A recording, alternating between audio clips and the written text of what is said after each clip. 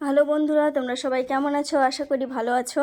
তো আমি আজকে চলে এসেছি আরও একটা নতুন রেসিপি নিয়ে। আমার আজকে রেসিপি লাউ চিংড়ি। তো লাউ চিংড়ি বানানোর জন্য আমি এখানে চিংড়ি মাছ নিয়ে নিয়েছি। চিংড়ি মাছগুলোকে অর্ধেক করে কেটে নিয়েছি, দেখতে পাচ্ছ। তো এখানে আমি কড়াই বসিয়ে দিলাম। কড়াইতে অল্প একটু তেল দিলাম। তেলটা গরম হয়ে গেছে, এবার আমি চিংড়ি মাছগুলো দিয়ে দিলাম। চিংড়ি মাছগুলোকে একটু নেড়ে চেড়ে ভেজে নেব।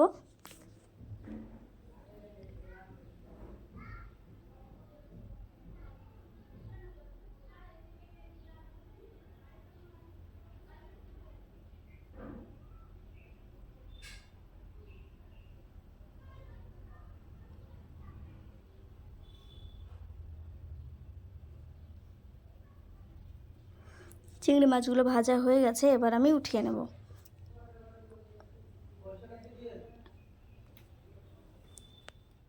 আবারও কড়াইতে তেল দিয়ে দিলাম। একটুখানি পাঁচফোড়ন দিলাম।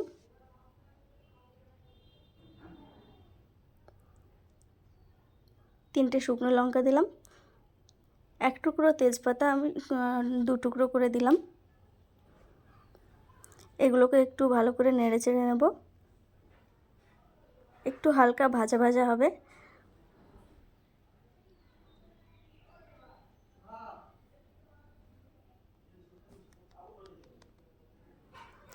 এবার আমি এখানে পেস্ট করে রাখা মশলাটা দিয়ে দিলাম। এতে আমার আদা রসুন আর পেঁয়াজ দিয়ে একটু একসঙ্গে পেস্ট করে রাখা ছিল, তো সেই পেস্টটাই আমি দিয়ে দিলাম।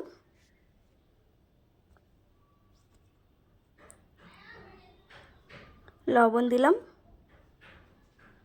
হলুদের গুঁড়ো, লঙ্কা গুঁড়ো, জিরে গুঁড়ো। এবার একটু ভালো করে মশলাটা কষিয়ে নেব। যখন তেল ছাড়বে, যতক্ষণ না তেল ছাড়ছে ততক্ষণ কষাতেই থাকবো মশলাটা। দেখো তেল ছেড়ে দিয়েছে, তো আমার মশলাটা কষানো হয়ে গেছে। এবার আমি আর লাউগুলো কেটে রেখেছিলাম, সেই লাউগুলো দিয়ে দেব। যারা আমার চ্যানেলটা এখনও সাবস্ক্রাইব করোনি তারা অবশ্যই সাবস্ক্রাইব করে দিও। আর ভিডিওটা কেমন লাগলো তোমরা কমেন্টে জানিও। সব লাউগুলো আমার দেয়া হয়ে গেছে, এবার হালকা একটু নেড়ে দেবো। এখন ভালো করে নাড়া যাবে না, তো একটু ঢেকে দিলেই বেশ কমে যাবে, তখন ভালো করে নাড়াচাড়া করা যাবে।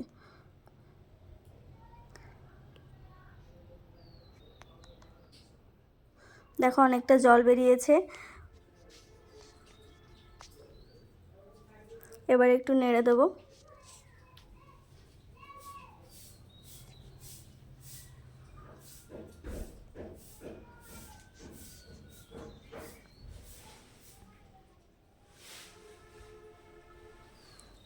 আবারও কিছুক্ষণ ঢেকে রাখার পরে আমি আবার একটু নেড়ে দিচ্ছি।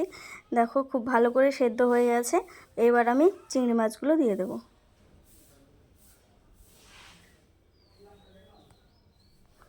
চিংড়ি মাছগুলো সব দিয়ে দিয়েছি। এবার ভালোভাবে নেড়ে চেড়ে মিশিয়ে দেব, তারপরে আবার কিছুক্ষণ ঢেকে রাখবো।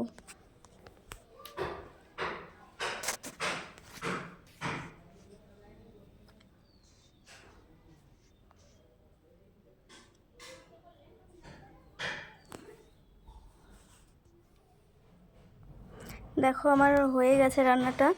তো এবার শেষ পর্যায়ে একটুখানি চিনি দিয়ে দিলাম। চিনিটা দিলে স্বাদটা অনেকটা বেড়ে যায়। তো তোমরা যারা চিনিটা পছন্দ করো না তারা এটা স্কিপ করে যেতে পারো। চিনিটা দেওয়ার পর আবারও একটু ভালো করে নেড়ে দিতে হবে।